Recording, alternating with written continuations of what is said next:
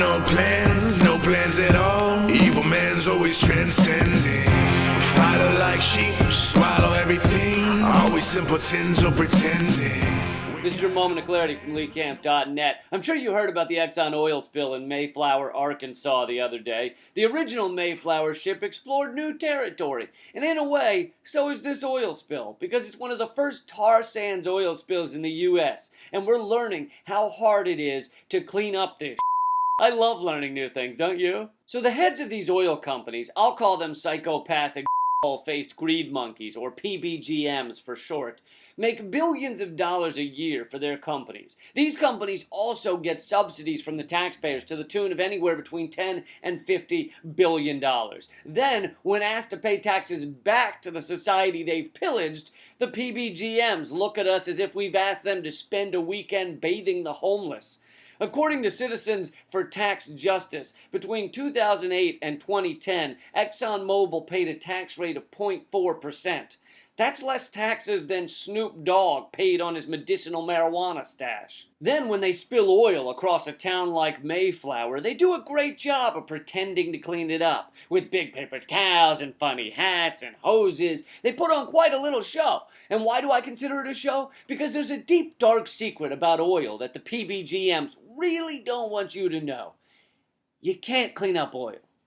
You can't do it. Not really. Not in the real world. Not when it's mixed with water and soil and otters. It's impossible. You can clean up some of it. You can push it around a little. You can get it out of people's faces. But it ain't gonna magically subtract itself from the water and land. So what Exxon and BP do is they make it look like they're cleaning up. Just like it looks like that magician ripped the head off the bunny rabbit. Just like it looks like that guy punted that football across highway and into a basketball hoop in that viral video that got 12,743,000 more views than this video will ever get. Did any of those things really happen? Nope, but it's all part of the show, my friends. Exxon should win an Oscar for best performance by a corporation in a dark comedy. And even though they put on a show, they would prefer you don't see the spill at all. And this is why BP held the media back from the Gulf of Mexico, even going to the trouble of hiding oil-covered dolphin carcasses, which is really a specialty skill. Not many colleges even allow you to major in that anymore. It's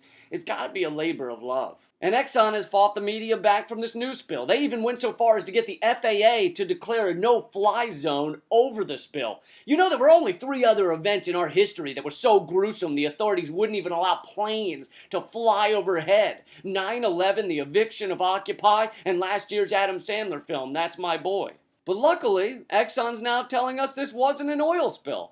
They're telling us they spilled something else called bitumen, which sounds like how Snoop Dogg would describe his weed. But no, bitumen is chemicals mixed with Canadian tar sands. It's even more toxic than oil. And the Koch brothers and TransCanada and Exxon and so many others are salivating at the idea of pumping this across the entire continental U.S. in the new tar sands pipeline, aka the Keystone XL, aka the nail in the coffin for climate change. A rupture from the Keystone pipeline would make this current spill look like wiping dog off the bottom of your shoe. Bitumen is a vicious mother, and it's not going to be cleaned up by a quicker picker-upper. Wait a second, I thought we were talking about oil. How do we get to climate change? A good person to ask about that would be NASA scientist James Hansen, who has told us for years that the tar sands contain twice the amount of carbon dioxide emitted by global oil use in our entire history. And if we fully exploit them, the amount of carbon dioxide in the atmosphere would be truly catastrophic,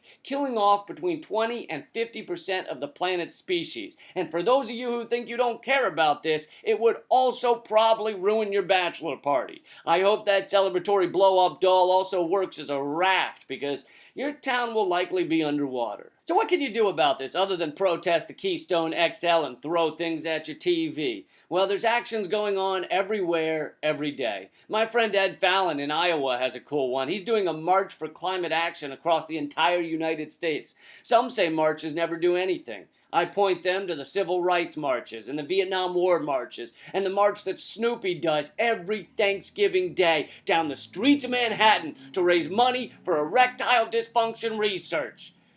Of course, it was revealed last year that someone just forgot to inflate that part of Snoopy's body. So maybe that example isn't the best.